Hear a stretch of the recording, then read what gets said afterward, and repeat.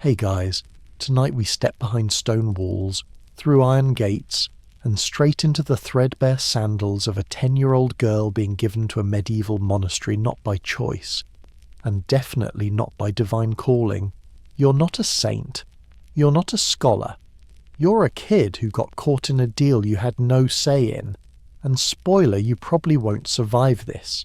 So, before you get comfortable, take a moment to like the video and subscribe, but only if you genuinely enjoy what I do here. And let me know in the comments where are you listening from, and what time is it for you. Now, dim the lights, maybe turn on a fan for that soft background hum, and let's ease into tonight's journey together. Your first memory is the sound of sheep bleating, not a choir, not bells, just sheep angry, musky, loud. You're riding in a cart packed with rough cloth and bristly hay, squeezed between your aunt and a chest of dried fish, heading toward a future your parents have chosen on your behalf. You don't quite understand what's happening. One day you were helping shell beans by the hearth, and the next you're being brushed, scolded, and wrapped in your good smock. Your mother cried but didn't stop the cart. You're going to be given to God, which sounds lovely until you realize God lives behind tall stone walls and does not allow dolls, sweets, or climbing trees. The cart jolts, the gatehouse appears.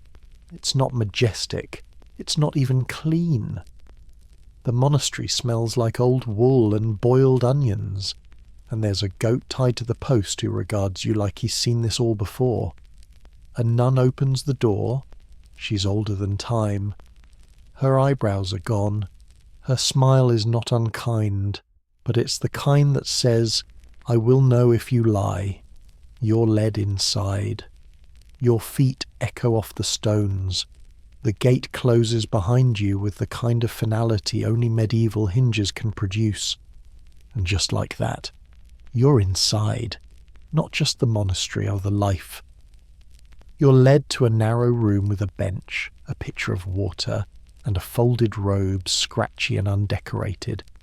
You're told to strip, wash, and change. There's no privacy. You do it anyway.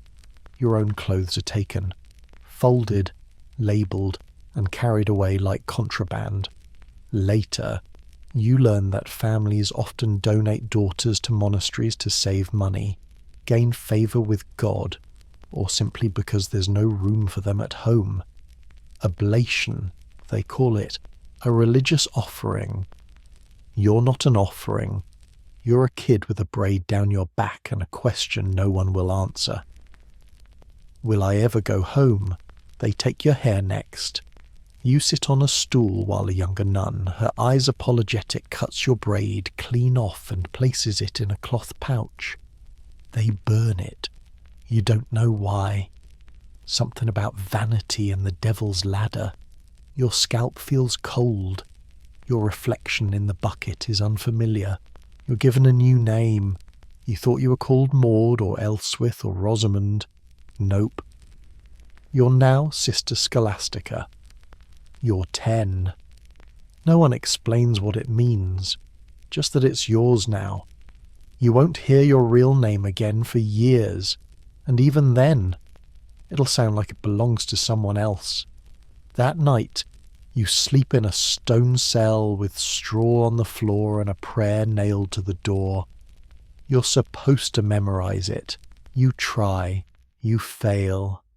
You dream of your old dog who licked your face when you cried. He's not here. But God is, apparently. You just haven't figured out what he wants yet. You wake up before the sun because the bell rings before the sun. It's not a friendly bell. It's not even trying to be. It sounds like someone is dragging a metal cauldron across a cobblestone floor while grumbling about sinners. You sit up on your straw mat, head pounding from cold and confusion. Your feet are half numb. Your robe is twisted around your knees, and your mouth tastes like you swallowed a candle. Welcome to the first day of the rest of your cloistered life. This cell door creaks open. It's not locked. That's the fun part. You're not a prisoner. They say you're a vessel for divine service.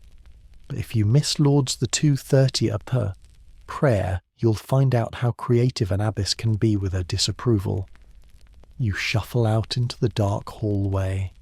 The torches are dim. The stones beneath your feet are wet from condensation, which is a fancy way of saying the floor is crying too. You join a procession of half-awake girls, all wrapped in wool, all bleary-eyed and silent. Some are as young as you. Some are nearly women. You're not allowed to speak, not because of a vow of silence, but because morning prayer isn't about you. It's about order, discipline, sacrifice. You reach the chapel. It's beautiful, if you can keep your eyes open long enough to notice. High ceilings, faded frescoes of saints looking mournful, candles flickering in sconces shaped like leaves. The only warmth is from the breath of 50 other people praying not to fall asleep again. You kneel on a cushion that feels like it's been repurposed from medieval punishment devices. The psalms begin. You chant, badly. You forget half the Latin. A nun to your left whispers the correct line with the speed and judgment of a snake. You murmur thanks. She doesn't respond. You don't know her name. You might not for years. It's not important. What matters is that she's your spiritual sister, and will probably tattle on you for mispronouncing Kyrie Ellison. After Lord's comes Lectio Divina divine reading. You're given a cracked wooden tablet and a wax stylus. Your job copy a verse from memory onto the tablet, scrape it clean, and do it again. You mess up the same verse 6 times. Eventually, a nun sighs, takes your hand, and writes it out for you letter by letter. She smells like barley tea and lavender soap. Her fingers are cracked and ink-stained. You'll never forget that. Then it's breakfast. If you thought medieval monastic cuisine was generous, think again. You get peas. You get porridge. You get water that tastes like the bucket it came in. You eat it in silence. Only the abbess may speak, and she reads aloud from a commentary on Ecclesiastes while you chew. You wonder briefly if this is how saints are made by boredom and boiled legumes. Then it's time for work, because girlhood here doesn't mean playtime. It means labour. You follow a group of novices to the outer courtyard. You carry baskets. You peel turnips. You sweep pathways you'll never walk as a free person. You stitch hems on altar cloths. You pray the needle doesn't draw blood, but it always does. And when it does, you're told, offer it up. Everything is offered up. Cold, offer it up. Tired, offer it up. Lonely, definitely offer that up. It's like suffering has a direct line to heaven, and you're the postal service. Midday comes with another bell. More prayer, then more work, then 1 hour of silence for reflection. You sit on a bench in the cloister walk and try to reflect. Mostly, you fall asleep. You're poked awake by a girl with red cheeks and fast fingers who disappears before you catch her name. You already like her. That evening, Vespers fills the chapel again. You chant. This time, you remember 3 lines. You think that's progress. You feel a little proud. Then you drop your hymnal. It echoes like thunder. Someone coughs. A cough that contains 17 layers of disdain and 1 smirk. You pick it up. You bow your head. You pretend not to exist. After supper, peas. Again, you're permitted a short period of recreation. You sit with the other girls on the stone floor and sew, or write, or read if your eyes aren't burning. Someone tells a joke. No one laughs aloud. but one girl snorts. The abbess appears, seemingly from nowhere, and that girl spends the next hour scrubbing candle wax off pews. You make a mental note, no snorting. Ever. Finally, it's time for bed. You return to your cell, you kneel, you pray, you lie down, you stare at the ceiling. You think of your old life, the feeling of grass under your feet, the taste of apple, the sound of your real name spoken in kindness. You wonder if this is what God really wanted. Then the bell rings again. Matins. Midnight prayer. You sigh and rise. Your feet hit the floor with a soft slap. Cold again. Always cold. The straw mattress barely held your shape, let alone warmth. You grope for your robe in the dark, trying not to knock over your candle stub.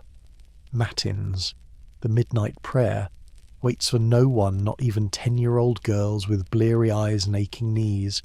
You shuffle into line, blending into the slow procession of sleepy figures. No one talks. The only sound is the scrape of sandals against stone and the occasional suppressed sneeze sacrilegious if it interrupts a chant. You file into the chapel. The candles have burned lower. The incense is thick. It smells of dust and longing. You kneel again.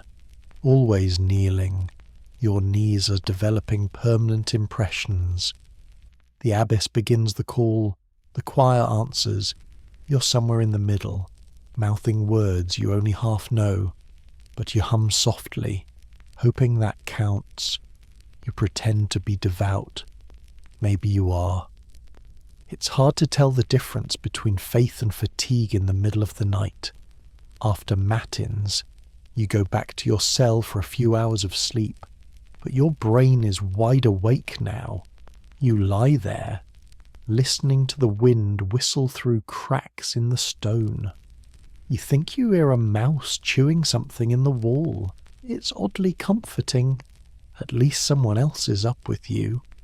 When the bell rings for prime, the morning prayer, you get up again. You've been in the monastery barely a day, and you've prayed more than you ever thought humanly possible. You're starting to forget what it felt like to wake up when you wanted to. The day repeats itself. Pray, work, pray, eat, pray.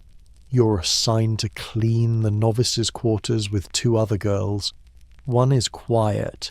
One chatters when no one's listening. You like the chatty one.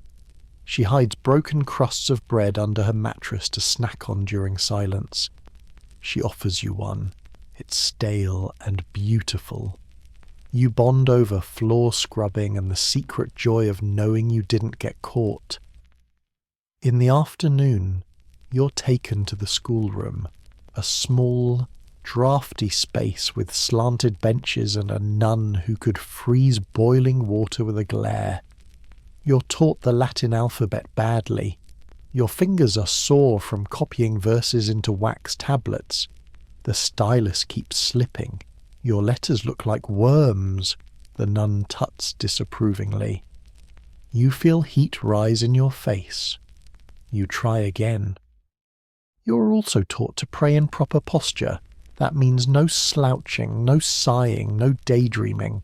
Your hands must be perfectly folded, your eyes lowered but not shut, your voice soft, steady, and in harmony with the others. You begin to understand this place isn't trying to raise you, it's trying to erase you, your old habits, your voice, your memories. Even your name is fading already. Sister Scholastica. They call you, Scoli for short, if the other girls like you. So far, it's only been you there. At dinner, you eat something suspiciously like the porridge from breakfast reheated, perhaps, and flavoured with resignation. The abbess reads again. Today's lecture is on obedience. You chew slowly and wonder if the saints were ever bored out of their skulls. That night, you get your first real punishment. Not a flogging, Not even a scolding. Worse extra prayers. You forgot to bow during the blessing. The nun noticed. She didn't say a word. She simply stared. Later, during compline, your name was read aloud for penance. You spend the hour after lights out kneeling in the chapel, repeating Psalm 51 until your knees throb and your eyes blur. You're told, offer it up. You do. Because what else is there? Historians argue whether young girls in monasteries were mistreated or simply misunderstood. Some say they were sheltered from the chaos of medieval life. Others say they were imprisoned in piety. You're starting to suspect the answer is yes. When you finally return to your cell, you collapse without undressing. The candle has burned out, the shadows are deep, but you feel something strange, a kind of peace, not joy, not comfort, just the quiet understanding that you've made it through another day, and tomorrow you'll do it all again.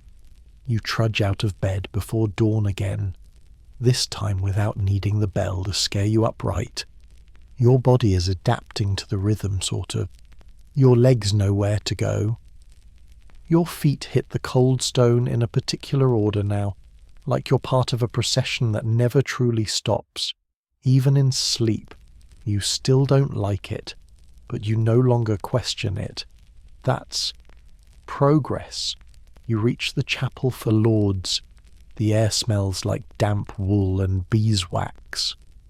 The other girls are already filing in, robes swishing, eyes hollow with that divinely exhausted glow. You kneel in your usual spot. You're beginning to develop a working relationship with your cushion. It knows your shins intimately now. Today, your assigned work is in the herb garden. You feel a flicker of excitement, fresh air, sunlight, plants. You follow Sister Beatrix, whose hands are permanently green, and who always smells like mint through the cloister yard to a small walled plot of earth, tucked between two towers. It's muddy, unruly, wonderful. You're handed a basket, a curved blade, and the names of 5 herbs sage, yarrow, wormwood, feverfew, and comfrey. You nod like you know what they are. You don't. Sister Beatrix sighs. She's used to this. She shows you which ones sting, which ones soothe, which ones help bleeding, and which ones stop it from ever starting. You start cutting. The garden becomes your favourite place within hours. It's the only spot where silence feels like choice, not sentence. You can smell soil, hear bees, feel wind on your face that hasn't been filtered through incense or candle smoke. You wonder if the saints ever gardened. You hope they did. Sister Beatrix doesn't say much, but when she does, it's often something like, God grows time for the obedient, or St. Hildegard says marjoram heals the soul. You nod. You begin saying your prayers as you work, not because you're told to, because here it feels right. Then, back inside, the comfort ends. The abbess assigns you to the rule reading group, which sounds harmless, until you realise it's like being handed the terms and conditions of your existence read aloud. The rule of Saint Benedict governs everything: when you rise, how you eat, what you wear, how often you may speak, how to rebuke another sister, how to sleep, flat on your back, fully robed, hands folded over your chest like a corpse, because death can come at any moment, and you should be ready to meet God with good posture. Even laughter is addressed. Spoiler, it's mostly banned, especially during meals, worship, or embroidery, which is always. The rule says moderation is key, which is code for don't get too comfortable. You think about the time you giggled when a goat chased a monk across the yard during Lent. You felt joy. You were 7. Apparently that was already a sin. The nun reading the rule as a voice like a dried apple, papery and tart. She pauses after each passage to ensure you understand. You nod, even though you're silently thinking about whether feverfew can cure boredom.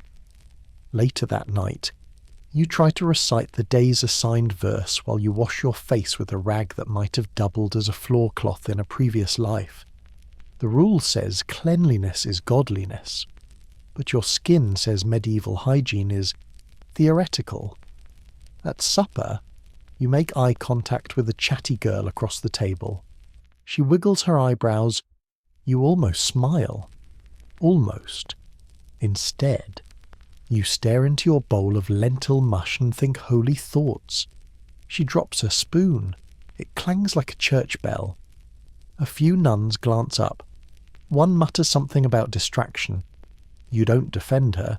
You don't dare. You keep chewing. You're learning. The day ends as all days do with Compline. Final prayers.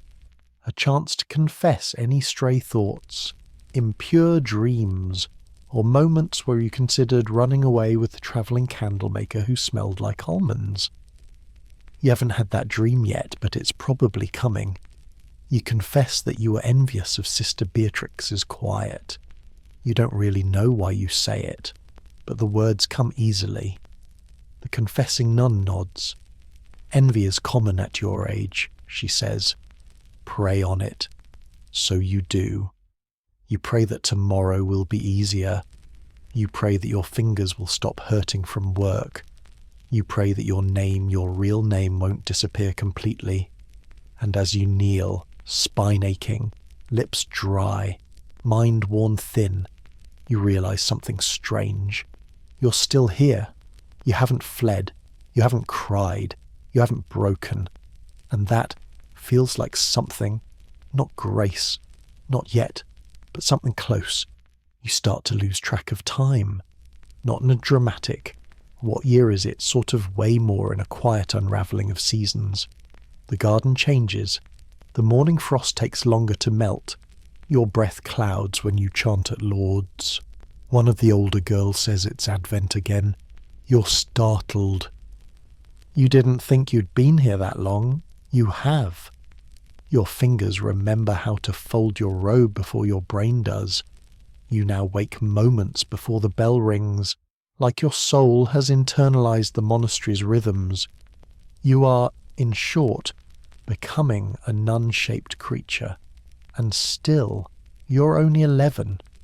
Your prayer book has smudges where your thumbs rest. Your tablet is no longer covered in worm-shaped letters. You've memorized 6 psalms, most of a litany, and can now say the Hail Mary backward, not that you do. But knowing you could gives you a bizarre sense of power. You're still cold, though that hasn't changed. The chapel is built entirely of stone, and winter respects no one, least of all the youngest novice. You begin to layer undergarment, robe, second robe, cloak, scarf tucked under wimple, mittens that look more like beige socks. Still cold. You learn to tuck your hands in your sleeves while kneeling. You learn to hold your breath during the first minute of silent prayer, just to warm your face a little. One morning, your breath fogs up the edge of your hymnal. It freezes there, a tiny miracle. Breakfast that day is turnip broth and black bread. You drink it slowly, more for the steam than the nourishment. At your chores, you're assigned to clean the scriptorium. You love this room. It smells like parchment, dust, and lamp oil. There's something comforting about knowing someone, somewhere, thought words mattered enough to copy them by hand for years on end. You dust each lectern with care. You trace your fingers along the margins of old Bibles, worn smooth by generations of touch. You find one page where someone drew a tiny bird in the corner, a hidden piece of mischief among columns of sacred text. You smile. It feels like an inside joke from a ghost. Sister Theodora catches you smiling and says, "What's so joyful about dust?" You shake your head. "Just glad it's not the privy today." She almost smiles back. Almost. Later. You're told to copy a psalm using a goosefeather quill. You dip too deeply. Your first letter blobs like a wounded beetle. By the third attempt, you've developed a rhythm dip. Stroke. Breathe. Scrape. Dip again. You forget your fingers are numb. You forget the chapel is cold. You forget briefly that you're not outside these walls. You remember only the curve of letters and the feel of prayer becoming handwriting. You're interrupted by the bell. Back to chapel. Back to knees. During Vespers, you hear the girl beside you whisper something under her breath. It sounds like a joke. You glance at her. She glances back. You both look away. Later, during recreation, she hands you a plum. It's wrinkled and nearly dry, but it's sweet. It's contraband. You take it. You eat it slowly. You think it's the best thing you've tasted in months. She says her name is Avisha. You nod. She says, "I was meant to marry until my betrothed died of fever." You say, "I was meant to marry too, I think, but I was the fifth daughter." She shrugs. God takes who he needs. You both fall quiet, not because you run out of things to say, but because that's the rule, and because too much speaking leads to notice. Still, when she prays next to you at Compline, her fingers brush yours, and you feel a little less alone. You lie awake that night and stare at the ceiling. You realize your knees no longer ache quite as much. Your back still hurts, but only when scrubbing floors. Your memories of home are blurry. The smell of your mother's hair faded. The exact pitch of your father's laugh gone. But the taste of that plum sharp, real. You cling to it as you drift off, and in your dreams, someone hands you another. You wake with the usual throb in your temples, but something's different today. The frost on your robe crunches when you move. That's new. You shake it off, fold your hands, and prepare to face the morning prayers with the same enthusiasm one might reserve for scrubbing moss off a cold bucket. But as you step into the chapel for Lauds, something shifts. The air smells better. Not good. Exactly. Just less like goat. Sister Agnes is burning resin today. Not tallow. It's a small mercy. One that you immediately interpret as a good omen until halfway through the second psalm, when your nose starts bleeding. Right there, mid-prayer, a red trickle, warm against the cold of your upper lip. You try to tilt your head slightly, subtly. You press your sleeve to your face and murmur a desperate, "Deus, in adjutorium meum intend. Help me indeed." Sister Winifred notices. Of course she does. She gives you the look, the one that means offer it up and also don't get any on the altar cloth. You nod. You dab. The bleeding stops by the fourth psalm. You survive. The rest of the morning is quiet. You clean candlesticks. You wrap beeswax tapers. You polish a brass lamp that hasn't lit properly since Pentecost. It's fine. Most of your work these days happens in silence anyway, which leaves a lot of space for your thoughts. And today, your thoughts keep drifting to her. The nun in the West Wing. Sister Honoria. She's not like the others. She doesn't bark. She doesn't sigh. She just hovers. You only ever see her at odd hours walking the halls long after Compline, or crouched by the cloister garden plucking herbs no one else dares touch. She has a pet crow, which you're pretty sure is against several rules, but no one seems to question it. The crow follows her like a shadow that sometimes squawks. She also has no eyebrows. None. And somehow, that makes her even more unsettling. You asked Sister Beatrix about her once. She makes the sign of the cross and mutters, "She's been here longer than the stone," which is not a helpful answer. Later that week, you find yourself assigned to assist in the infirmary. This is a punishment probably for humming during meal prep, but you take it as a learning opportunity. Also a chance to sit. The infirmary smells of vinegar and dried sage. You recognise most of the herbs now: calendula, angelica, elderflower. Sister Honoria is there, of course. Her crow perched above the door, eyeing you like it knows your secrets. You try to look useful. She grunts, points to a pile of bandages. You begin folding. She watches for a while, then says, "You have clever hands." You freeze. That's the first thing she's ever said to you. You nod, unsure if thank you is allowed. She continues mixing something in a bowl honey. Maybe you catch a whiff of mustard and crushed garlic. Smart girls get bored, she says. You don't respond. She looks up. Boredom leads to trouble. Still no idea what to say. Then she adds, "Unless it leads to invention." You realise she's not scolding you. She's warning you. Then she hands you a strip of cloth soaked in vinegar and says, "Put this on your temples next time your head throbs." You nod. You bow. You back away like she's royalty or a demon, and you're not sure which. After that, you see her differently. Not softer, but clearer. She's strange, but she survives. And somehow, that makes you want to learn from her. You ask to help in the infirmary again the next day. They say yes, possibly because no one else wants to. You spend the afternoon organising jars. One labelled mousebone ash gives you pause. You don't ask. Honoria watches, says nothing. The crow calls once. You drop a jar. It doesn't break.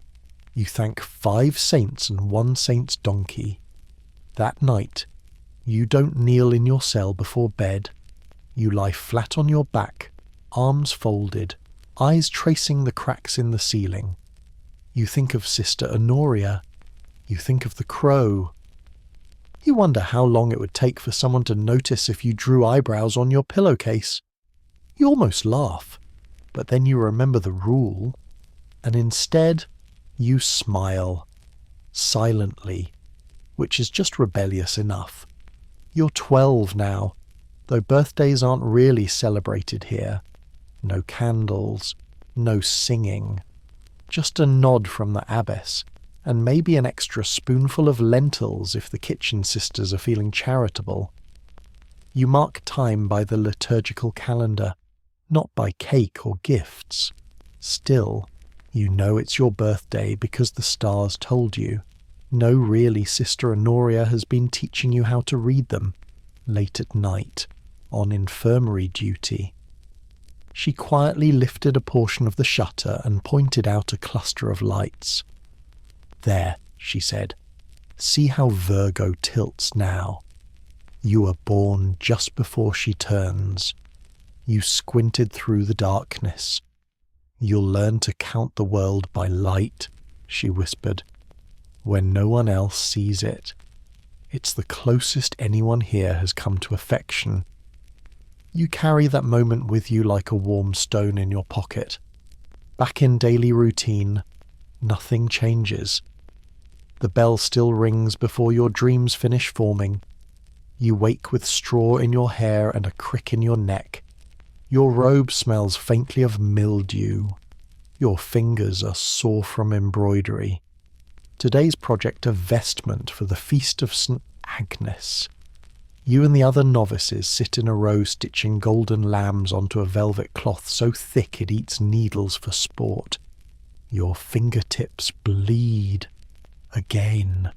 You're told not to get blood on the cloth. It's a sin. Someone suggests spitting on it first, to clean it. You stifle a laugh. Laughter isn't forbidden, technically, but it's discouraged. And it has consequences. Sister Agnes once reassigned a girl to privy cleaning for a week after she laughed during Compline. You don't know what the girl had said, but you remember how fast she disappeared. You remember how long the abbess glared at the rest of you after. The lesson stuck. But sometimes in the herb garden, or in the scriptorium when the lamp smokes just so, you and Avisha sneak jokes in hushed tones, like the time she said the abbess looks like a vulture mid-hunt whenever she chews, or the time you pretended your psalm tablet was a shopping list figs, lentils, one sacred mystery. You're both going to hell, probably, but not today. Today, you're assigned to help with relic cleaning. Yes, that's a real job, and yes, it's exactly as weird as it sounds. The relic room is deep within the west wing, behind 2 locked doors and a tapestry that smells like forgotten incense. It's cold, dark, and filled with glass cases containing fragments of bone, fabric, hair, and things that once belonged to people who now have churches named after them. Your job: dust the reliquaries with a badger hairbrush, slowly, quietly, with reverence. The room hums with stillness. You feel watched, but not in the usual judgmental nun way. More like somebody in these boxes might be listening. You accidentally sneeze in front of a vial labelled Thumb of St. Felix. You apologise, out loud, because somehow that seems polite. Avisha, assigned beside you, whispers, "Do you think they ever get bored?" You raise your eyebrows. She grins. Imagine being a toe for eternity. You bite your lip. Don't laugh. Don't. Too late. The laugh bubbles out. A real one. Sharp. Sudden. Airy. You clap your hands over your mouth, but it echoes anyway. It bounces off the reliquary shelves, off the walls, off the saints. The room goes silent, more silent than usual. Your chest tightens. Avisha freezes. Then nothing. No footsteps. No scolding. The saints, apparently, have a sense of humour. Or maybe they're just tired. Either way, you both finish dusting in silence. That night, you tell Sister Honoria what happened. She doesn't react. Just says, "Dead saints make better company than live bishops." Then hands you a jar of ointment for your raw fingers and goes back to grinding dried nettle. You go to bed feeling strange, like maybe you've been here long enough to belong, not by force, by familiarity. The prayers come more easily now. The silence doesn't itch quite so much. Even the cold feels expected. You don't feel holy, but you feel capable. You kneel beside your cot. You pray. And for once, you don't pray to be let out. You just say thank you. For the plum, for the stars, for the laugh, and the saint who didn't mind. You're halfway through copying Psalm 22 when your ink pot tips. You don't notice at first you're tracing Dominus Regit Me with such intense concentration that it takes several heartbeats before the slow, sticky spread of black creeps across your elbow and seeps under your wrist. By then, it's too late. The page is ruined. You freeze. Sister Aurelia, keeper of the scriptorium and suspected descendant of icicles, notices instantly. She sweeps over like a winter gust and stares down at the mess. Her lips press into a line so tight, you wonder if they were stitched shut in childhood and only just reopened. She doesn't shout, That's worse. She peels the page from your desk with a dramatic sigh and says, again. You nod, throat tight. You clean the desk. You reset the quill. You start over. Again. It's a perfect metaphor for monastic girlhood. No applause, just doing it again. The rest of the morning blurs into routine herb sorting, wool carding, reciting antiphons under your breath as you stir lentil mush. You forget about the ink until evening, when you go to wash your hands and realise your knuckles are still stained black. It won't come off. You scrub harder, still won't come off. Avisha wanders by and mutters, "Ink blood. Proof of labour." She says it like a badge of honour. Maybe it is, because that's what your days are now, one long layered act of obedience. Each hour structured, each minute assigned. If your childhood was a loose handful of pebbles, monastery life is a stone wall precise, cold, unyielding, and yet, somehow, you're still here. You've outlasted 3 new novices who came and wept their way back to their families before the first frost. You've memorized 25 psalms, broken 2 needles, and bled on at least 1 relic by accident, St. Clair. Apologies again. Your body is changing too. No one told you what to expect, but you wake one morning to find blood on the sheet. Not from embroidery, not from scraped knuckles, from you. You panic. You think you're dying. You run to the infirmary. Sister Honoria looks up from her cauldron and tilts her head. "Ah," she says, "that time already." She doesn't smile. She doesn't sigh. She just hands you a bundle of linen strips and a bowl of vinegar. You hold them, dumbfounded. Then almost absently, she says, "If the cramps get worse, boil mint. Add honey." You nod. Later, during recreation, you whisper it to Avisha. She grimaces. "Me too," she says. You both sit in silence for a while, thinking about how the abbess said that blood is life, and yet somehow, here, it feels more like disobedience. No one talks about it. No one teaches you the words. It's like becoming a woman is a quiet punishment for being alive. Still, you manage. You line your robes. You walk carefully. You say your prayers a little slower, and no one mentions it again. At night, you catch sight of yourself in the reflection of the polished chalice you're drying. You've changed. Your face is narrower, your arms stronger, your eyes older. You don't flinch anymore when the bell rings.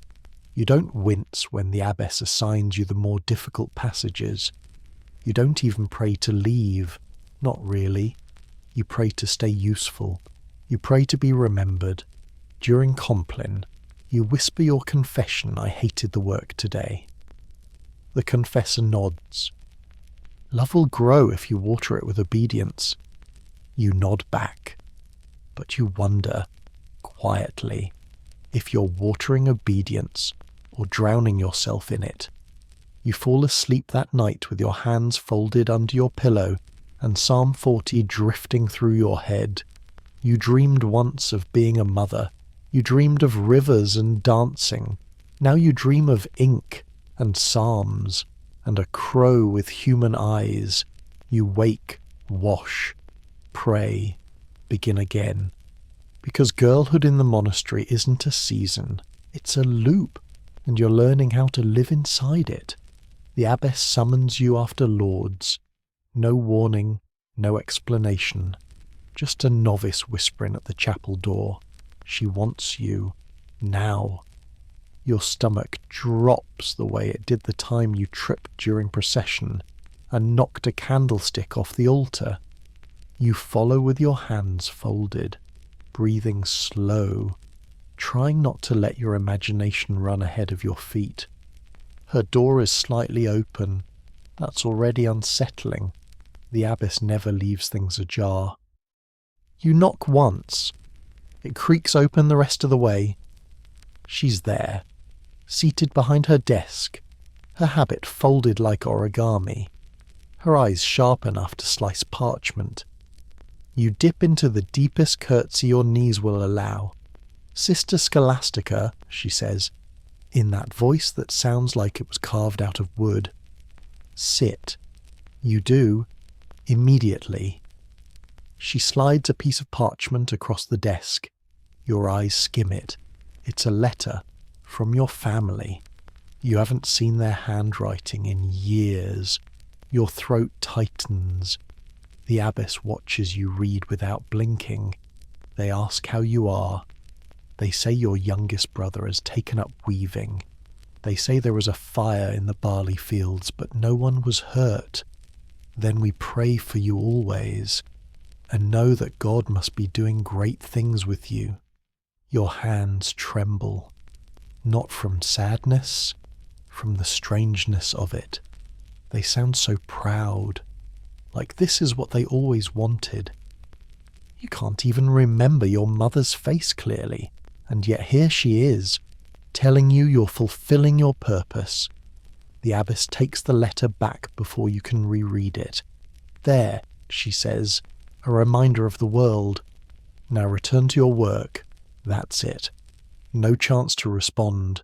No ink or parchment offered. You're dismissed. You bow, walk out, and carry the words in your chest like a second heartbeat. That night, you dream of your mother. She's holding your old doll, the one with a missing button eye. She doesn't speak, but she looks proud, and you don't know if that makes you feel whole or hollow. The next day, something even more unexpected happens. Avisha is gone. No warning, no whisper, just gone.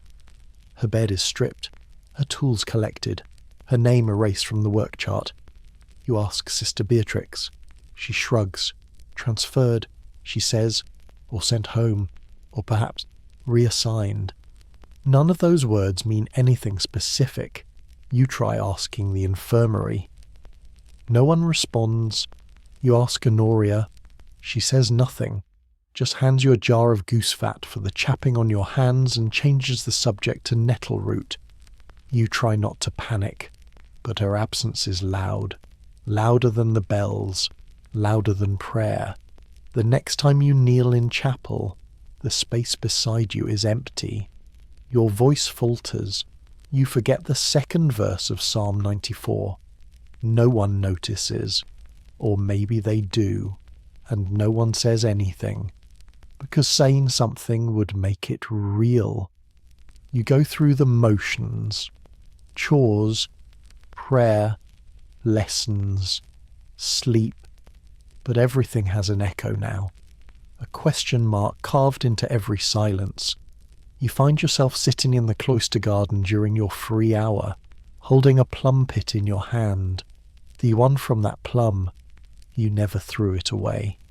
You run your thumb along its surface like it's a relic, a sacred reminder of someone who was real, someone who saw you, someone who, if the rule allowed it, might have said your name and meant it. That night, you write a letter, not one you'll send. There's no address, no permission, just ink, paper, and the hope that words still matter even if no one reads them. You tuck it inside your psalter, behind Psalm 42, where your thumb always rests. You sleep better after that. Not because things are okay, but because you've spoken, even if only to the page. Spring slides into the cloister without asking permission. You smell it first soft and sharp, like wet stone and crushed thyme. The garden shifts, the herbs stretch toward the light. Bees return, fat and fuzzy, bouncing between blossoms as if they own the place. The chapel windows glow warmer in the morning. You don't need 3 layers under your robe anymore, just 2. You've now spent more than 2 years within these walls. You no longer count the days. Instead, you measure time by patterns, the rise and fall of the liturgical seasons, the angle of sunlight in the cloister walk, the way Sister Honoria's crow molts its feathers mid-April like clockwork. You're still small for your age, but your back is stronger. You lift water jugs without grunting. You scrub floors without flinching. You memorize psalms without thinking. And yet, a new challenge arrives. You're assigned to host the guest master, which sounds like a privilege until you realize it means dealing with visitors, not commoners, not pilgrims, clergy, men. You're told to prepare a small room near the east corridor for the archdeacon of somewhere you've never heard of who's coming to inspect the sisters' progress. Whatever that means. You sweep. You light incense. You arrange the guest towel with such precise folds it feels like embroidery. And when the day arrives, you kneel behind the others in the receiving hall as the guest enters. He's older than the chapel doors. His robe is velvet, his rings gleam, his voice is syrup thick with righteousness. He asks questions, not to you, of course, to the abbess, to the sub-prioress, to the scribe. They answer with smiles and murmured titles. You're invisible, which is a blessing until he notices you. His eyes linger longer than they should. You drop your gaze. You feel the heat rise in your neck. He says nothing, just smiles and turns back to the abbess. You remain kneeling long after he leaves. That night, you lie awake thinking about that glance. It wasn't evil, but it was sharp. Too sharp for a place built on prayer. The next day, you're reassigned. No explanation, no discussion. You're now spending your mornings in the laundry. It's wet, it's cold, it smells like lye and fermented socks. It's also the only place where no one speaks Latin and the rules are looser, possibly because everyone is too exhausted to enforce them. You work beside Sister Sabina, a wall of a woman who lifts wet linens like sacks of flour. She hums while she works tuneless things that sound like lullabies for pots. She shows you how to scrub bloodstains from underrobes. She doesn't ask questions. You appreciate her immediately. After a week, your hands are red, your back aches, and your posture resembles a bent coat rack. But you don't mind. Because the laundry doesn't ask for pretense, only labour, and in return, it gives you something rare in the monastery honest fatigue. No penance attached. Just the ache of muscles that did their job. One afternoon, Sabina presses a crust of bread into your hand. It fell from heaven, she says, straight-faced. You eat it like communion at Compline. You fall asleep mid-prayer. Your neighbour pokes you awake before the abbess notices. You mouth the rest of the verses with your eyes barely open. You sleep harder that night than you have in weeks.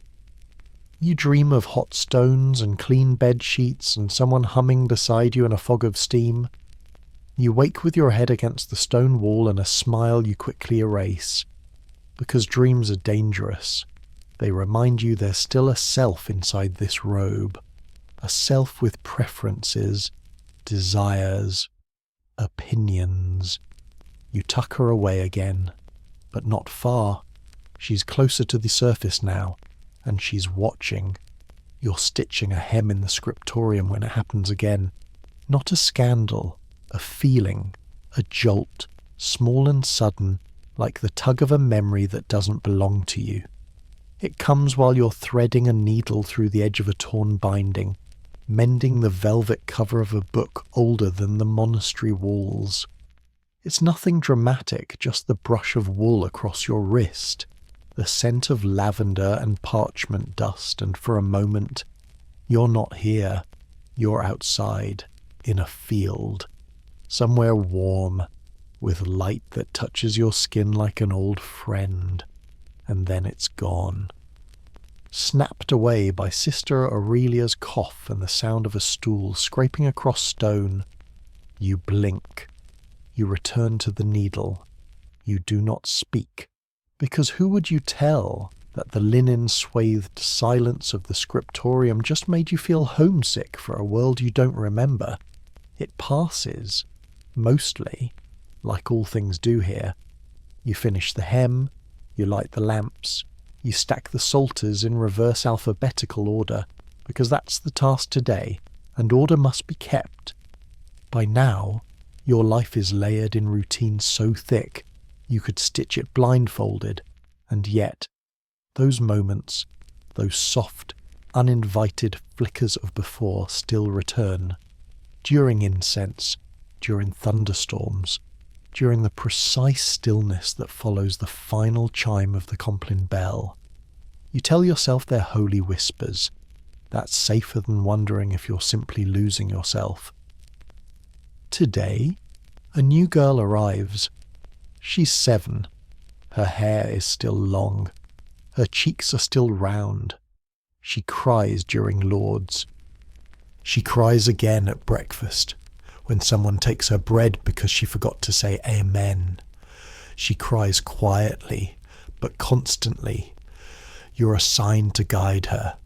You do not want to, not because she's a burden, because she's a mirror, still full of noise and self and softness.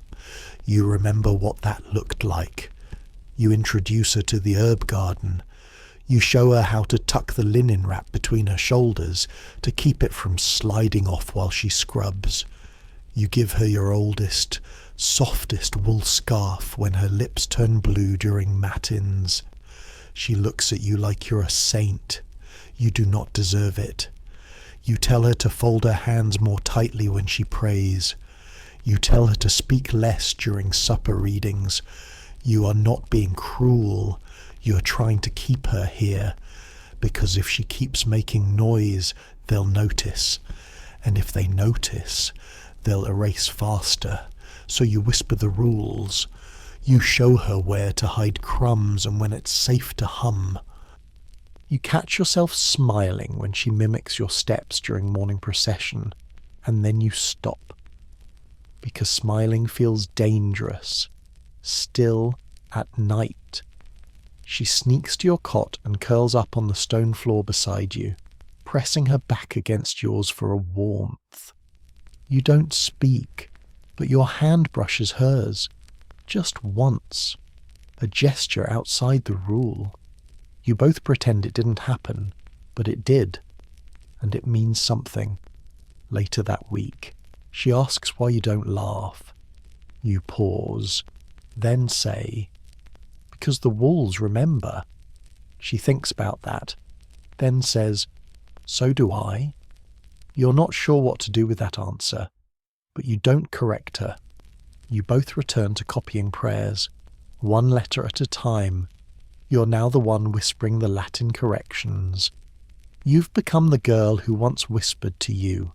One night, you wake to find her praying by the window, not the usual psalms, a prayer in her own words, soft, messy, beautiful. You do not interrupt, you just listen. And think maybe the saints hear that kind of prayer more clearly, because it's not routine, it's real. You kneel beside her, say nothing, just add your silence to hers. Because silence, here, is often the only way left to agree. It's summer now. The air in the cloister thickens with heat, the stone floors no longer chilled but sweating in patches.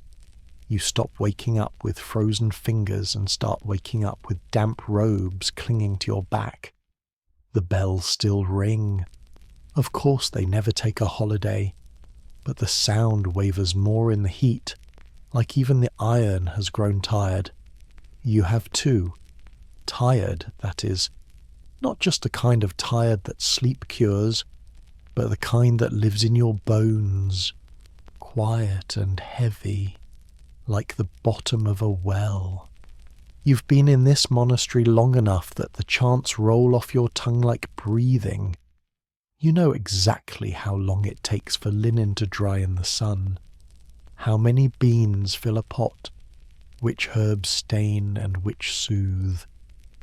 You're no longer surprised when someone disappears, whether reassigned, expelled, or simply absorbed, and yet there's always something. This time, it's the vow. At 13, you're called to prepare. Not for full vows, those come later, but for a temporary offering, a declaration of intent, a formal moment when you say out loud that you plan to give your life to God. It's symbolic, it's sacred, it's terrifying. They gather you and 3 other girls in the chapel after none. You're told to fast, to wash, to pray through the night. The abbess speaks of purity, devotion, readiness. You kneel, you light a candle, you try not to tremble, but you do. Because even though they say this is a beginning, it feels like something's ending.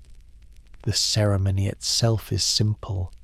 You recite your chosen psalm. You're blessed with holy water that smells faintly of iron. And then you speak your name, your monastic name, and say the words, "I offer myself to the service of Christ."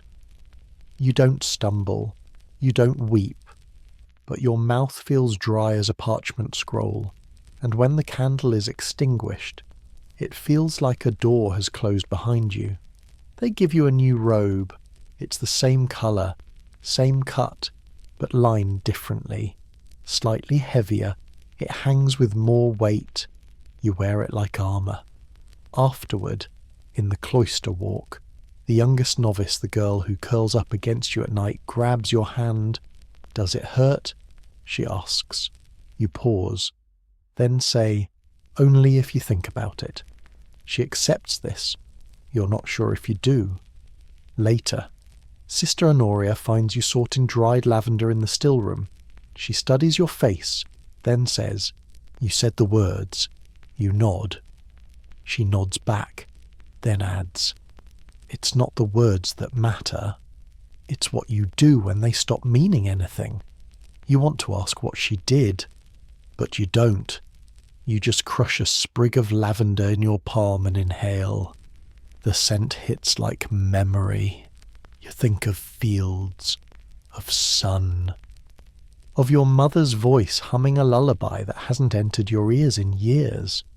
You swallow it all and keep working. That night, during Compline, you catch your reflection in the polished brass lamp base beside the altar. You don't look like a child anymore. You look like a nun. Your eyes are quieter, your spine straighter, your voice firmer. You chant Psalm 119 with barely a thought. But in your heart, a tiny rebellion lingers. You miss laughter. You miss mistakes. You miss knowing there was still a way out. Now, there isn't. Or at least, not one anyone talks about. The doors are open, technically, but they might as well be carved into the walls. You sleep that night with your robe folded at the foot of your mat, your hands resting on your chest, and your heart thudding a strange, slow beat. You said the words. You made the vow. You belong here now. But part of you still remembers what it was like to not. You wake with a strange tightness in your chest and the metallic taste of worry on your tongue. It takes a moment to remember why until your hand brushes your robe. The new one, heavier at the hem. Right, the vow. The candle stub from last night has burned down to its base. The wax puddle has hardened into the shape of a small, lopsided heart. You leave it there. The morning bell rings, and you rise. Now that you've declared your intent, everything looks the same, but feels different. You swear the others glance at you differently, just slightly. The abbess nods once, longer than usual. Sister Beatrix hands you a sheaf of nettles without the usual comment about ungrateful roots. Even Sister Aurelia, patron saint of withering judgment, gives you one less correction than you deserve during dictation. It's almost like you've graduated, except there's no celebration, no feast, no song, just a new level of expectation. You're assigned a task today you've never had before: care of the relics. Not cleaning them, not dusting. That was child's work. Today, you're responsible for escorting them during the summer procession. Each year, on the feast of St. Cuthberga, the sisters walk the cloister with candles and chanting, bearing relics from the inner chamber through the halls so that the entire monastery may bask in their blessings. You're told to carry the footbone of St. Cuthberga herself. It's in a gilded box. You're not to drop it. You're not to trip. You're not to blink, sneeze, or so much as hiccup while holding it. No pressure. You practice all morning with a practice reliquary made of stone and scrap wood. It's surprisingly heavy. Not because of the bone, because of the gold leaf and sacred expectation. By the time the sun begins to dip, you're ready, or as ready as one can be to hold the ancient toe of a beatified noblewoman. The procession begins. The bell tolls. You walk in step behind the abbess. Candles flicker around you, casting long shadows down the colonnade. The sisters chant a minor key version of Psalm 45. You hold the reliquary before you like a sacred offering, arms trembling slightly from the strain. Your heartbeat matches the rhythm of the psalm, and for a moment, just a moment, you feel transcendent.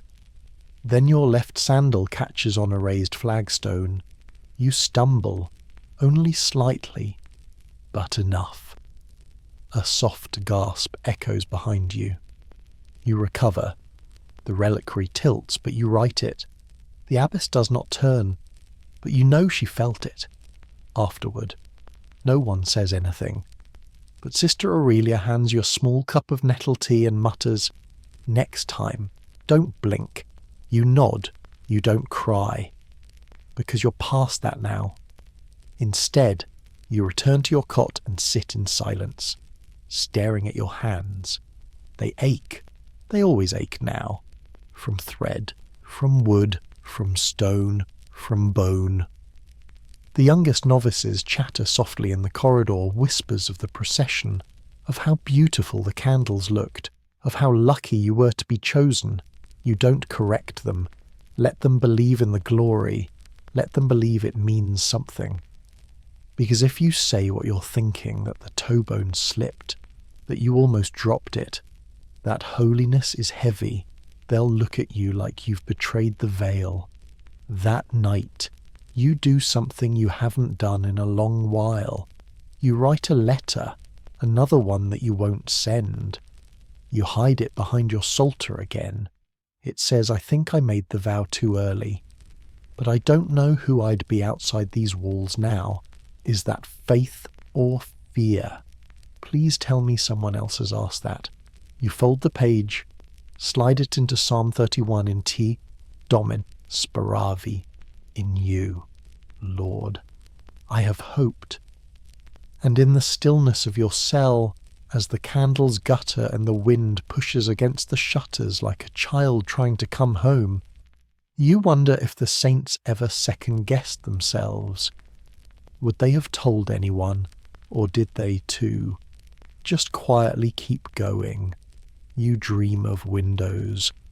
Not real ones, not the thick, narrow slits carved into monastery walls, meant more for ventilation than sight. You dream of wide, clear panes you've never actually seen glass like water, sunlight pouring through unbroken. In the dream, you're sitting by one, barefoot, warm. Outside there's grass, a breeze, no bells. You're not sure what time it is, and no one cares. Then the bell rings. Not in the dream, in real life. Vigils, Your eyes open, and the stone ceiling waits where it always is, traced with cracks you've memorized. One looks like a fish, another like a crooked shepherd's staff. You swing your legs over the cot and groan softly as your knees crack. 4 years ago, they wouldn't have. Now they do, outside your cell. The candlelight flickers down the cloister corridor and you walk quietly, past Sister Aurelia's room, past the tapestry of St. Agnes, her lamb staring at you like it knows, and into the chapel for another round of midnight chanting. You're not a novice anymore, but you're not fully professed either. You're between. The monastery loves that word between earth and heaven, between sin and sanctity, between knowing and trusting. But the truth is, in this strange liminal place, things grow murky, not holier, just hazier. You spend your days teaching the younger novices now. They come to you with their questions, their tangled threads, their silent cries disguised as clumsy embroidery. You show them how to tie knots properly, how to hold the psalter without smudging it with sweat, how to breathe slowly when Sister Aurelia is watching. You don't tell them the hard parts. You want to, but you don't. Instead, you smile. You nod. You say, it gets easier, because it does. Sort of more truthfully. You get better at pretending ease. One girl, a red-haired 9-year-old with crooked teeth and endless questions, asks you what God's voice sounds like. You pause. You consider telling her that you haven't heard it lately, that you're not sure if you ever did.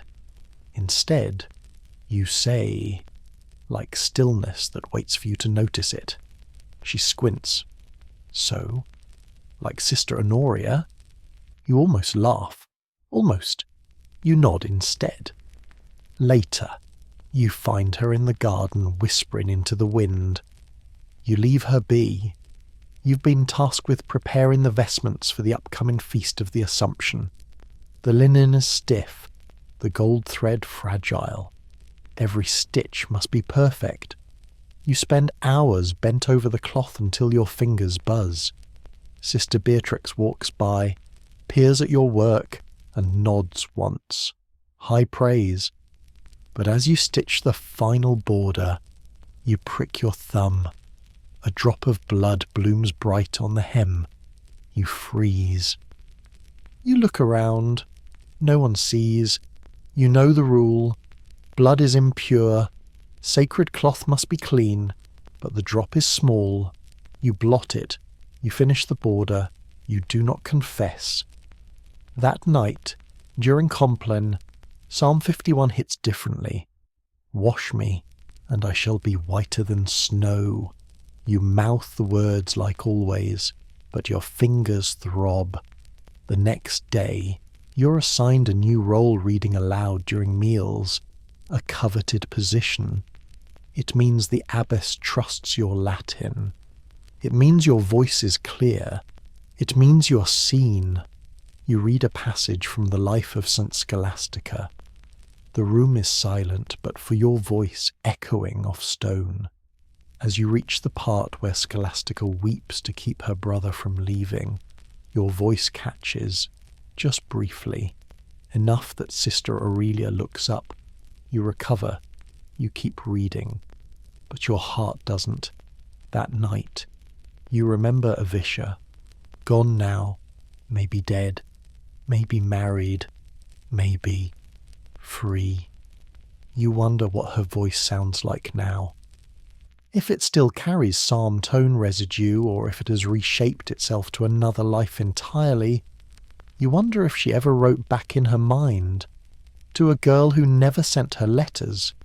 You wonder if you could still shape a different voice. But those are thoughts for dreams, not for rules, not for bells.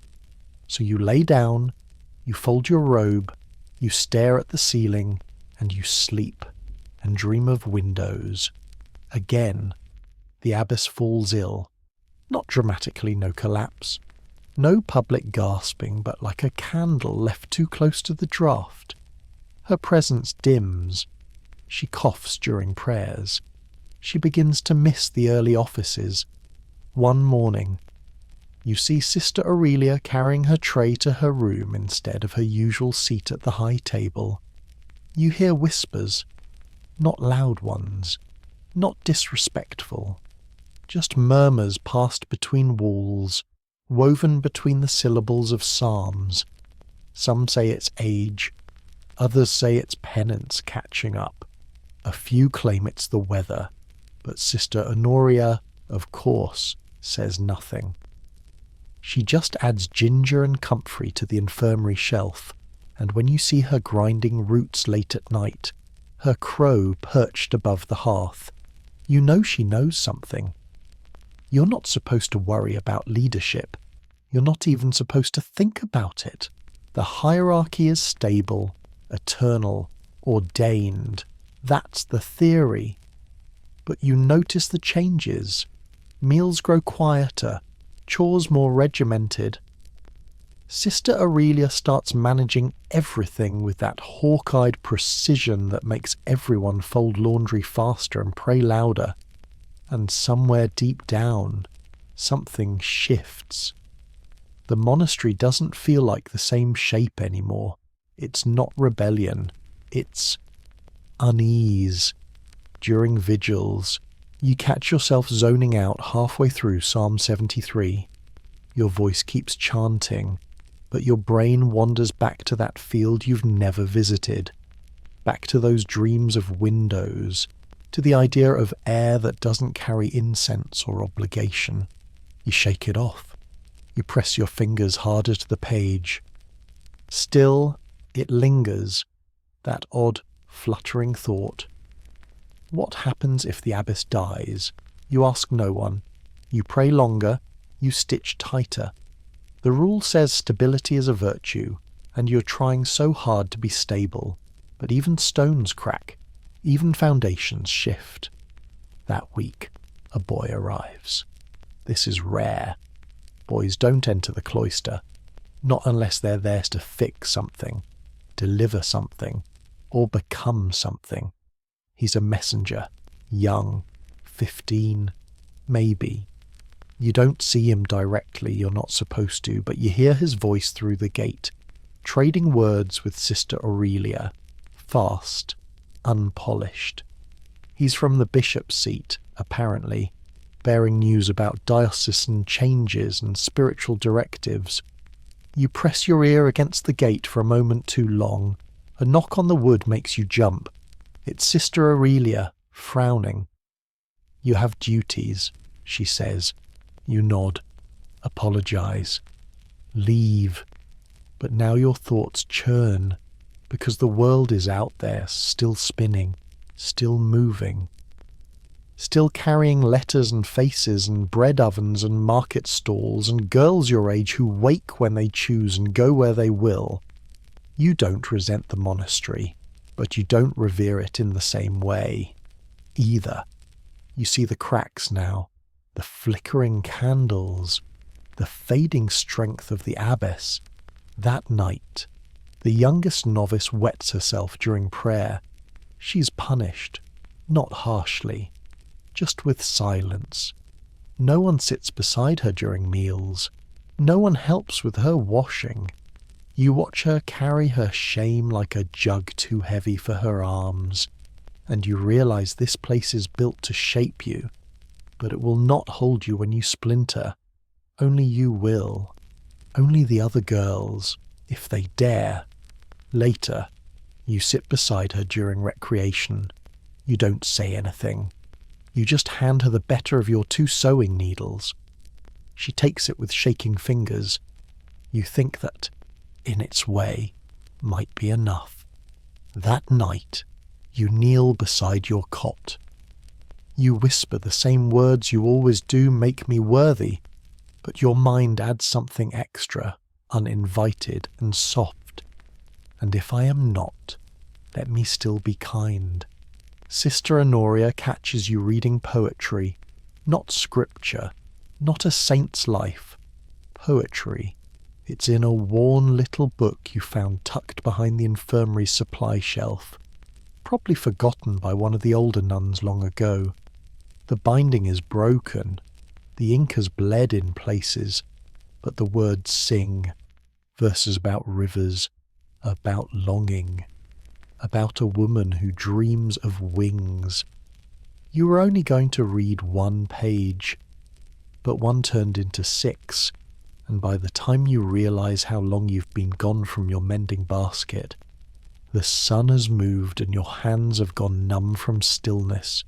That's when she appears, like smoke or judgment. She stands in the doorway, arms crossed, her brow the exact angle of disappointment. You freeze. The book is still open in your lap. You're still holding it with both hands like it's a communion chalice. Sister Honoria walks over. She doesn't speak. She lifts the book, looks at the title, then she closes it slowly, cradles it in her hands, and says, very quietly, "Was it worth it? You want to lie. Say you were checking the binding. Say it was a mistake. Say you were dusting the shelf and it fell open and poetry leapt into your eyes uninvited. Instead, you say, yes." She nods, then hands the book back. Keep it out of sight. You blink. She turns and leaves. No lecture, no penance. Just permission, the silent, heavy kind. You slide the book into the folds of your robe. You carry it back to your cell like contraband. And you read it again, that night, under the moonlight from the narrow window, until your eyes blur. There's a line in one poem that won't leave your mind.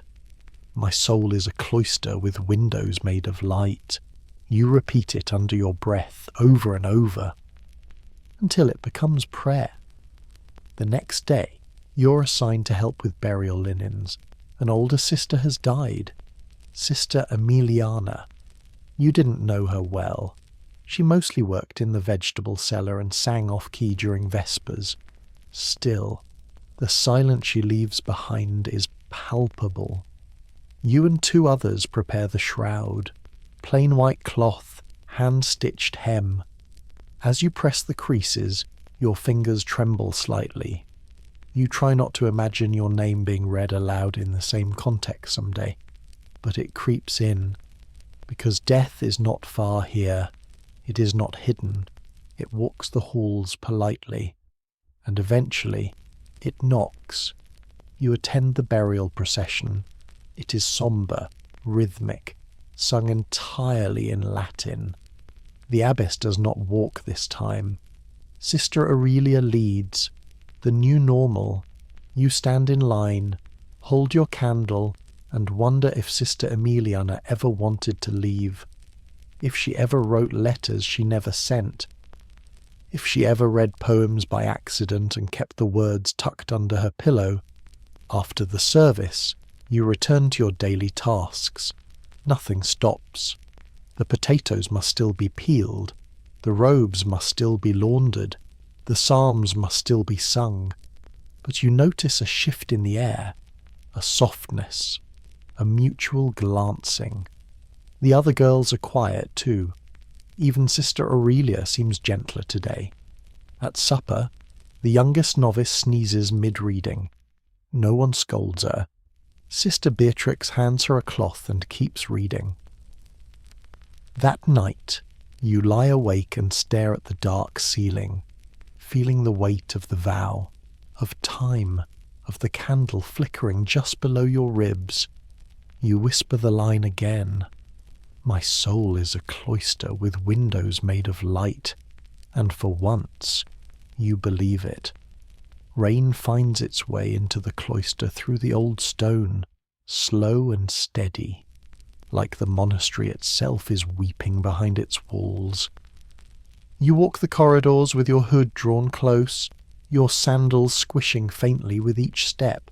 The roof has leaked near the northwest hall for years, but now the puddle is wider, darker, shaped like a footprint that leads nowhere. The abbess hasn't been seen in days. Not even at Lord's. Sister Aurelia now sits in the high chair during meals, her knuckles pressed tight to the table.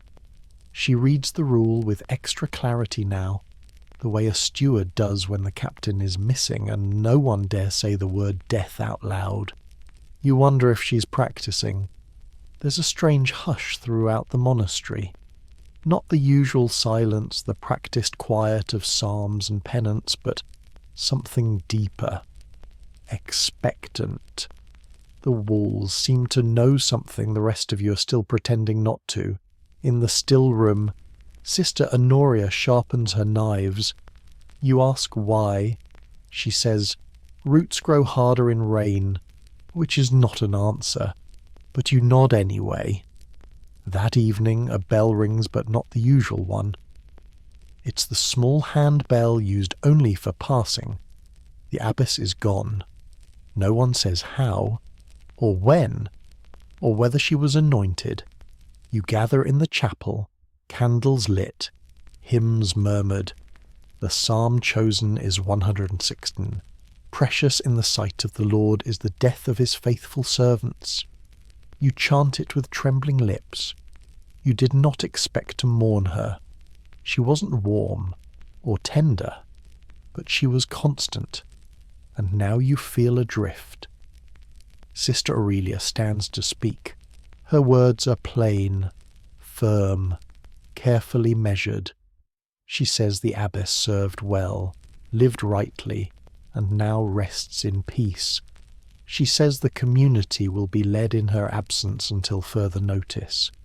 She does not say, "I am your abbess now," but everyone hears it. Afterwards, the youngest novices cry softly in the corridor. You hand one of them your scarf. She wipes her face, clutches your hand. You don't pull away. You sit with her, in the rain, under the cloister arch where it drips like clockwork. You're not supposed to sit in the corridor, but tonight, no one stops you. You wake the next morning with your back stiff from the stone bench and your scarf damp from tears that weren't all the child's. You've entered a strange new season. No one names it, but you feel it in every task. The schedule stays the same. Lords, work, prime, study, chores, but everything tastes like transition. Even the bread, especially the silence. During scriptorium, you're asked to copy a fresh scroll of the abbess's rule annotations. You do so slowly. Your fingers drag slightly across the parchment. You leave one letter unfinished before the bell rings. An accident, or maybe not. Sister Aurelia reviews your work that afternoon. She says nothing about the mistake, but she does assign you new tasks for the next day. You're now to instruct 3 of the youngest in Psalms 1 through 10. It's an honour. It's a test. You accept it quietly. That night, you find the poem again, the one hidden in your psalter, pressed flat behind Psalm 31. You reread the line you've clung to for weeks. My soul is a cloister with windows made of light. And suddenly, it occurs to you light changes shape depending on how it enters. It slants, it softens, it bends through glass, through gaps in the wall, through cracks in your certainty. Maybe your soul isn't a sealed chamber, maybe it's porous, and maybe that's okay. You sleep with the book tucked beneath your cot, not for hiding anymore, but for keeping, a relic of your own, one that didn't require sainthood to matter. Autumn returns in hushes. The leaves beyond the cloister wall rustle faintly, though you never see them fall. You only hear them, like ghosts combing the earth. The wind smells sharper now, curling through the chapel slats and tugging at the hem of your robe during evening processions. The new abbess, though still unofficial, is Sister Aurelia in all but name. Her rule is precise, predictable, and razor straight, the kind of leadership the monastery needs. Maybe the kind it recognizes, but not the kind that listens. She posts new assignments before prime, duties reshuffled, rotations adjusted, voices quieter. You're not reassigned. You are watched. Her gaze lingers a little longer on your shoulder during morning lineups. Her quill scratches harder when reviewing your copies. You suspect she knows about the book, or the poems, or the unfinished letter behind Psalm 31. Maybe all three. You never ask. Instead, you start walking differently. Slower, straighter. You tuck your hands beneath your sleeves even when they don't need warmth. You listen to yourself breathing during psalms to be sure you're not too loud. And yet, something else grows. A spark. It began when the abbess died, when the silence cracked, not shattered, but shifted.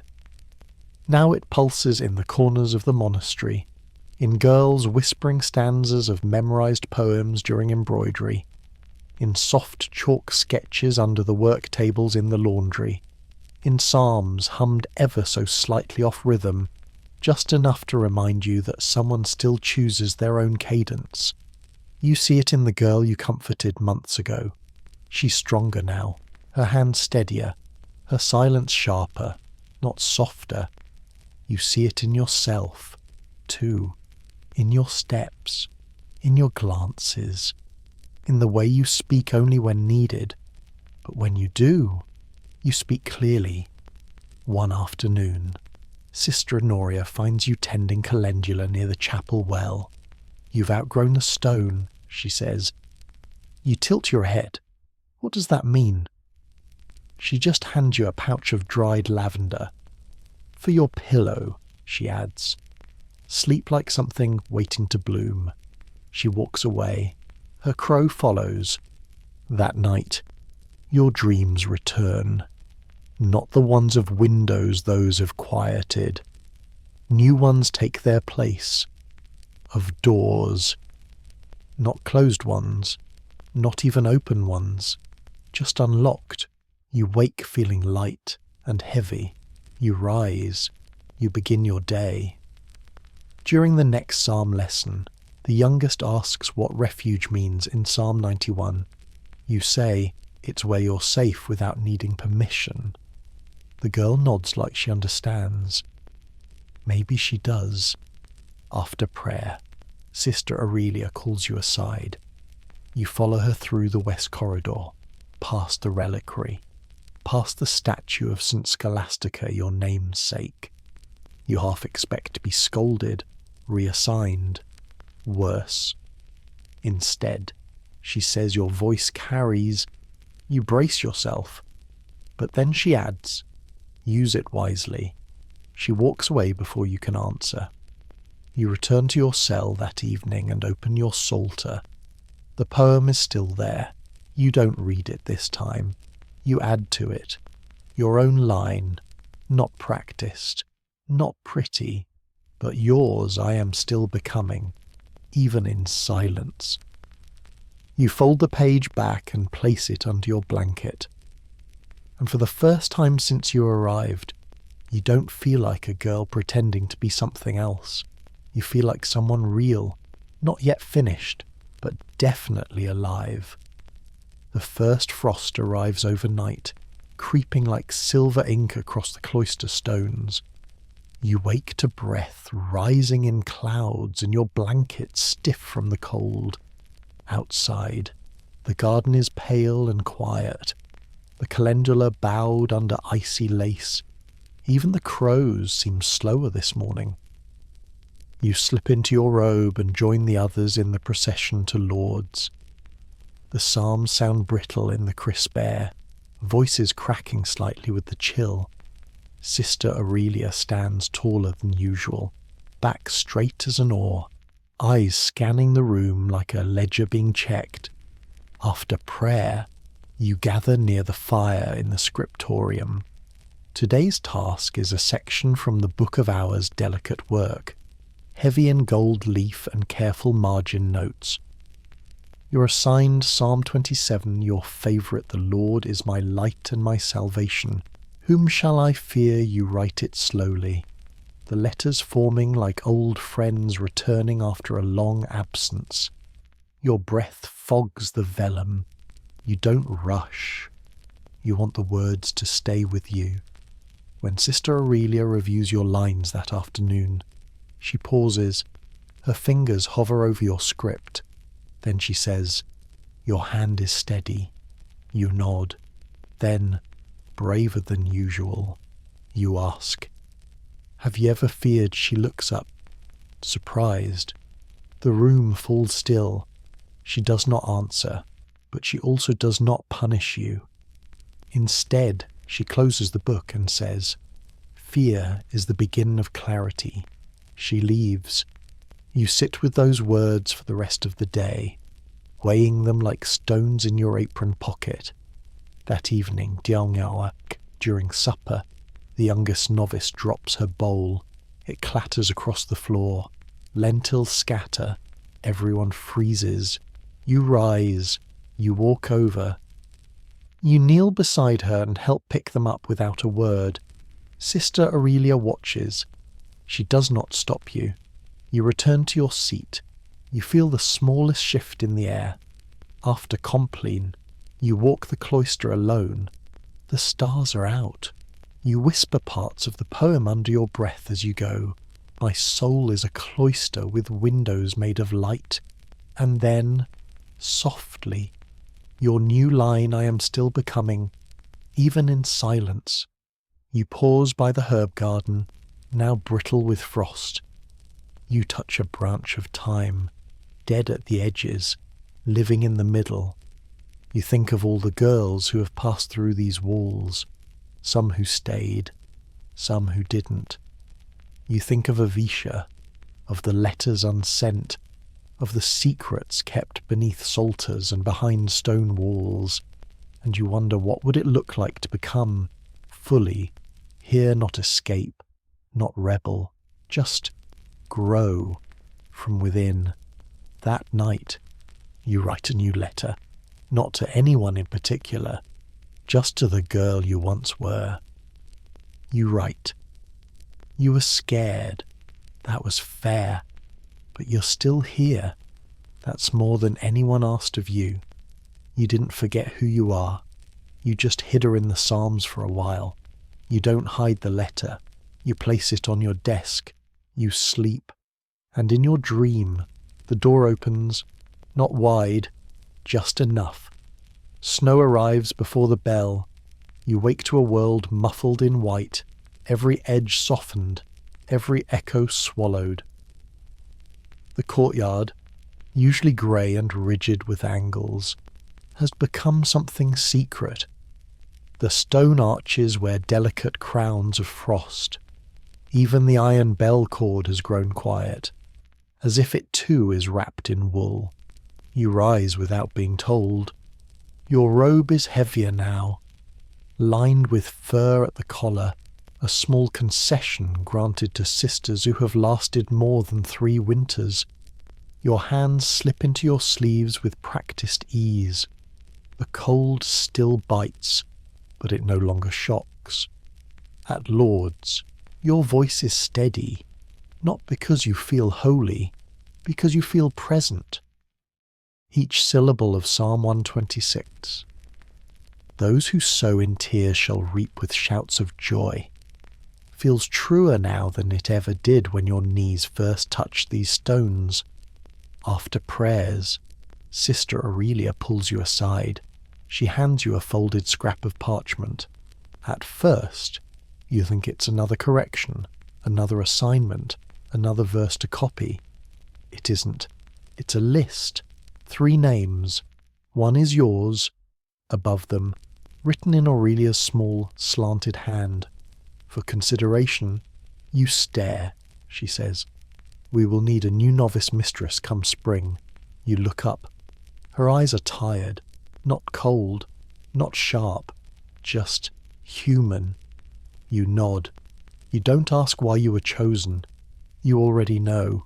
Because you stayed. Because you listened. Because you remembered how to speak and when to let others speak instead. The youngest novices gather near the cloister window that evening, their breaths fogging the glass as they marvel at the snow. You walk over. You kneel beside them. One of them tugs your sleeve. Will it always be this cold? You smile. It gets easier, you say. And this time, you mean it. You show them how to wrap their scarves better. You show them which steps in the cloister are slipperiest. You don't tell them the truth about the silence, or the weight of vows, or the ache of forgotten birthdays. Not yet. They will learn. You will be there when they do. That night, you visit the chapel alone. You bring no psalter, just the poem, your own, folded and rewritten, fresh ink on clean parchment. You place it gently in the wooden box beside the altar, the one used for petitions and anonymous prayers. No one may read it. That's not the point. You leave it there like an offering, like the curl of breath from a candle's last flicker, and you kneel, not because the rule tells you to, but because the floor is familiar, and the silence no longer frightens you, and you are not just a girl anymore. You are part of the stone now, not buried beneath it, built into it. Now breathe in, slowly. Feel your hands relax, unclench, soften into stillness. Let your chest rise and fall like waves lapping against a quiet shore. You've journeyed through time tonight, not just into a monastery, but into the fragile heart of girlhood carved within its walls. You've walked barefoot on cold stone. You've learned to pray in whispers. You've stitched hope into cloth and hidden your dreams in psalms. And somehow, you endured. You became part of a rhythm older than memory. You learned that silence doesn't always mean surrender, that obedience isn't always absence, that there's a kind of quiet strength in simply staying. Let those truths settle gently around you now like snow falling in slow spirals outside your window. Let the weight of ritual and routine melt away. Feel the stillness wrap around you, not as a burden, but as a soft, woolen cloak, safe, familiar, warm at last. You're not in the monastery anymore. You're in your own room, your own breath, your own bed, and the light that filled those cloister windows, it's still with you, right here. So let your eyes close now. Let your thoughts quiet. Let sleep come softly, like a bell rung far in the distance. There is no more work to do tonight. You've done enough. You are enough. Rest now. Sister, sweet dreams.